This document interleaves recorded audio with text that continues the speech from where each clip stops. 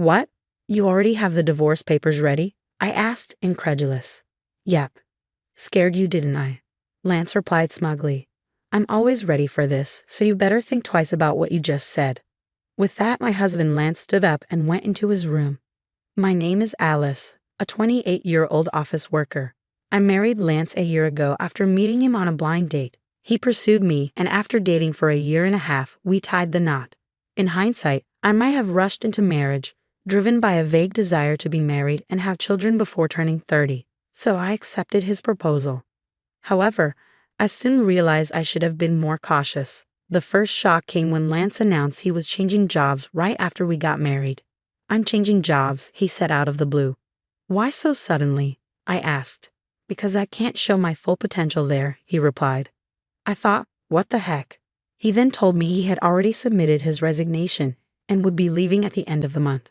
He managed to switch to a job he wanted, but the salary was lower than at his previous company. At the time, I didn't mind because I was also working. But then he started pressuring me to quit my job.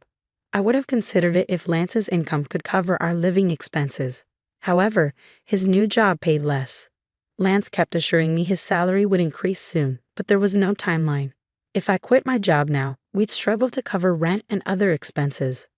I told Lance, I will not quit my job until your salary goes up. He seemed to agree but kept asking me to quit periodically. Each time, I gave him the same response. Now, a year into our marriage, his salary still hadn't increased, yet he persisted. I was tempted to sarcastically say I'd quit, but then tell him I was joking and couldn't quit yet. If he wanted me to quit so badly, he needed to earn more money. He should focus on his own work before pressuring me. I wondered why he was so insistent and finally realized it was about his mother, Sarah. I just want to make things easier for you, Mom, Lance would say every time we visited his parents. Sarah would reply, Thank you, Lance. That's very kind of you. Lance would then glance at me, silently pressuring me to quit my job to take care of her. But Sarah wasn't ill. She was healthy, active, and financially independent. She enjoyed her hobbies and social life. If I were in Sarah's position, I'd be insulted at the implication I needed care.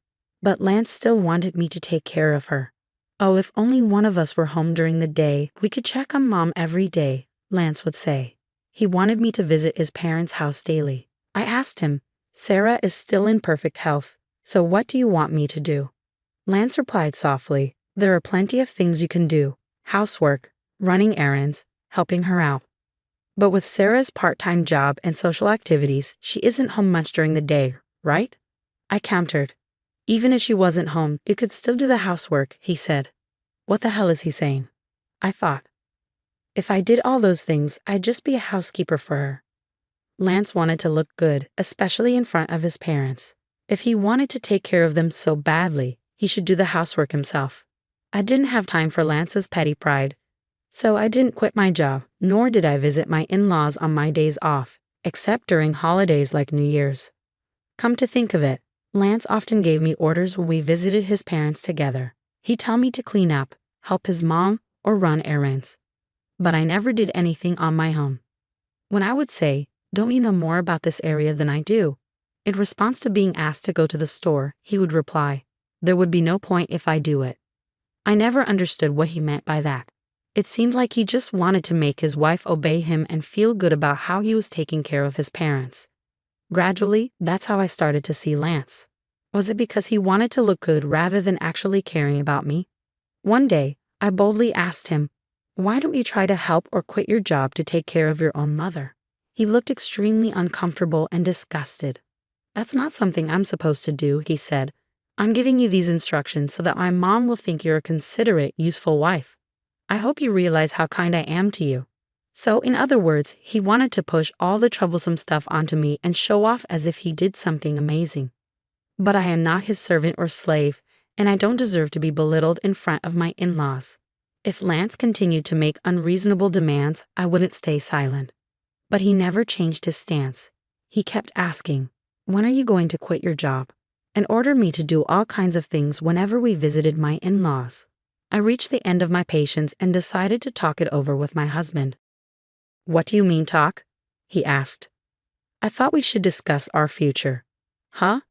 What are you even trying to say? I'm honestly fed up.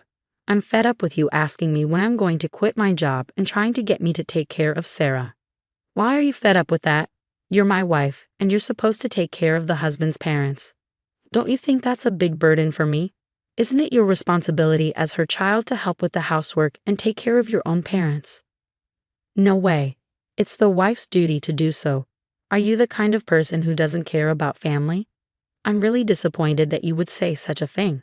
Let me ask you this, how have you been taking care of my parents? If I asked you to take care of them, would you do it? Lance looked at me blankly. What are you saying? Why should a husband take care of his wife's parents? So does that mean you aren't, and won't, take care of my parents? The husband's parents and wife's parents are totally different. What difference does it make? I can't understand. Ah, I didn't know that you were this clueless. It's like I'm talking to my old boss or something. What are you trying to say? I'm saying that the first priority should be the husband's parents. The wife's parents should be taken care of by you, the wife. What the? I couldn't believe what I was hearing. For Lance, the only family he prioritized was his own blood relatives. I'm so disgusted by you. I'm not going to your parents' house anymore. Huh. Why would you do that? Enough is enough. I'm the one who wants you to cut the crap. No way. How dare you talk back like that? My mom's right. Huh. Mom said you're a bad-behaved wife. That's why she gave me this. Lance pulled out a piece of paper from his bag. It was divorce papers. What? You already had the divorce papers ready? I was surprised, but Lance looked proud of himself. How's that? I scared you, didn't I? Because I'm ready for this at any time, so you better cool down and reflect on what you just said. With that, Lance got up and went into his room. No way. Why is Lance so selfish? His triumphant look made it clear he was using the divorce papers to threaten me into obedience. The fact that Sarah had prepared the papers confirmed my suspicion. Lance is a mama's boy, doing whatever Sarah says and trying to boss me around. I won't let him get away with this. Our marriage was already over. His lack of common sense made me even more irritated. Lance had already filled out the divorce papers and handed them to me. The witness column was signed by Sarah and his friends, so I could sign and file the divorce papers anytime I wanted. The next day, after Lance left for work, I filled out the divorce papers and submitted them to the city office. I'd also filed a notice of non-acceptance of the marriage certificate. I called my parents and explained the situation, knowing Lance might try to refile the marriage certificate if he heard about the divorce. My parents were surprised I had already filed for divorce, but were outraged by Lance's behavior. They offered to help me move my things anytime. I took a paid leave and had my parents come over to move all my stuff while Lance was at work. I decided to stay at my parents' house for a while. For the first time in a long time, I felt comfortable. Lance never did any housework. I was the one cooking, cleaning, and doing laundry, and he wanted me to take care of his parents too. It was impossible. That night, Lance called. Hello? Hey, where are you right now? I'm at my parents' house. Huh? Why the hell would you go back to your parents' house without my permission? And there's none of your stuff here. Don't tell me that you're staying the night over there. I almost laughed out loud. He really thought I was just staying over when I had taken most of my belongings with me. I moved out of the house. I'm not going back. Huh? What the hell are you talking about? Come back here and make me some food. Please prepare it on your own, I said, and hung up. I couldn't even talk to him about filing for divorce if he was going to be like this. So I decided to wait for him to come here and blocked his number. A week later, Lance finally got impatient and came to my parents' house with his parents. All three of them had grim looks.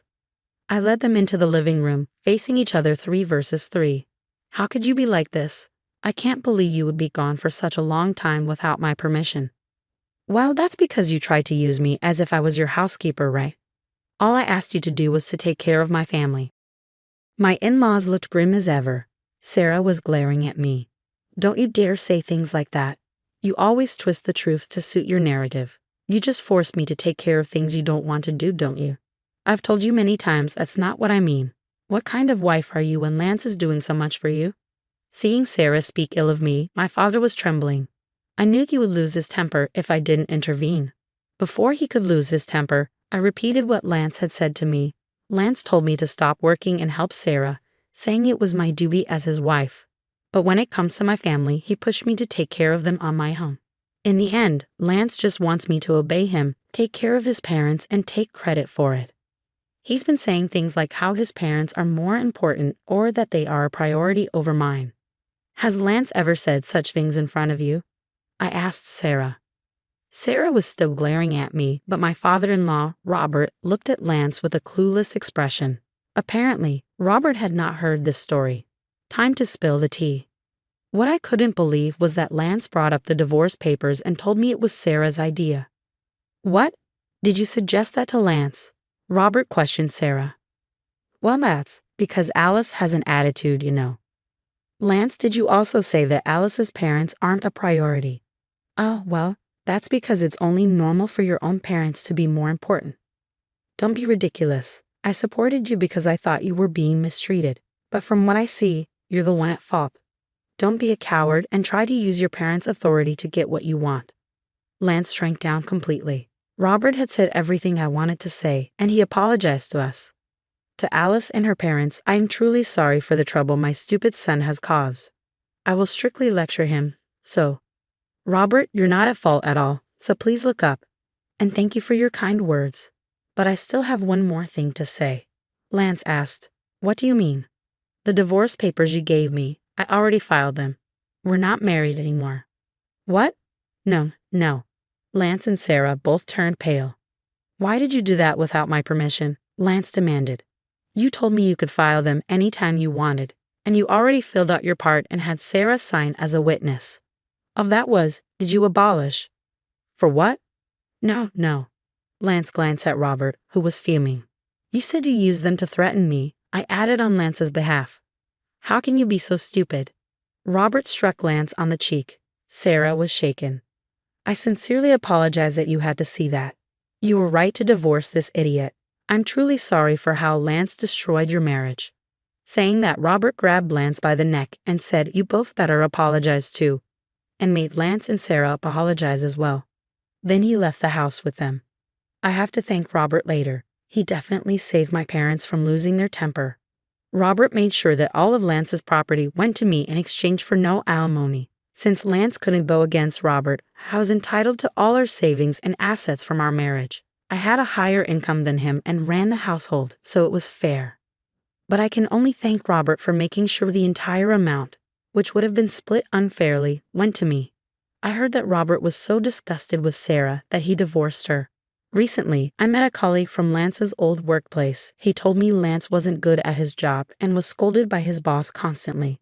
Lance had resigned to spite his boss and changed jobs. I had never heard this story before, and I was fed up with Lance. Lance had blamed everyone for his own lack of ability. That's why he didn't earn much at his new job, so I'm glad I left him. I rented a single-room apartment and lived comfortably on my own. Work is going well, and I just got a raise. Since I don't want to be in a relationship for a while, I will focus on my job. Lance couldn't do his job because he cared too much about appearances. He maintained his dignity at home but nowhere else. He should have focused on improving his skills instead.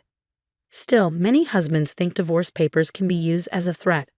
They think they are all that, but they're mistaken.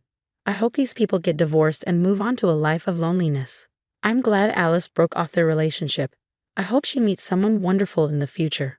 Thank you for watching until the end. Please subscribe to our channel. See you in our next video.